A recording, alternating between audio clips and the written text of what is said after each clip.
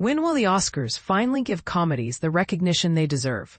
This is a question that's been simmering for years, especially when it comes to horror films, which have long been sidelined at the Academy Awards. But even comedy, the genre that's often seen as the most challenging to master, continues to be overlooked. In fact, comedy has its own category at the Golden Globes. Think of the hilarious moments from The Martian or Joker, which suggests that the industry is doing its best to spotlight these films. The debate over comedy's place at the Oscars gained new attention recently when comedian Amy Poehler hosted a podcast episode with Olivia Colman, where she interviewed Benedict Cumberbatch.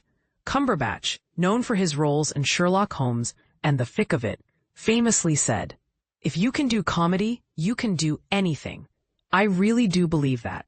Poehler responded, "Of course, you don't have to tell me, babe." Every year at the Oscars, everyone in comedy gets blanked, while the serious people get the praise. It's some hot bullshit, because comedy isn't easy. And I gotta tell you, both you and Olivia can do both.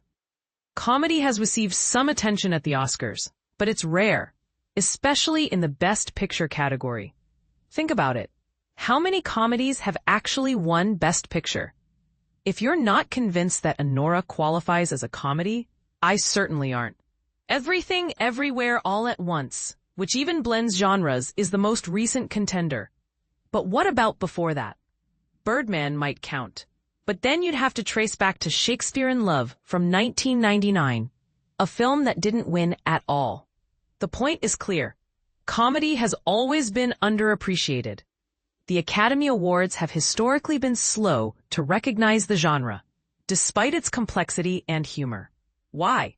Some say it's due to bias against comedies, the difficulty in evaluating their craft, or the allure of prestige over laughs.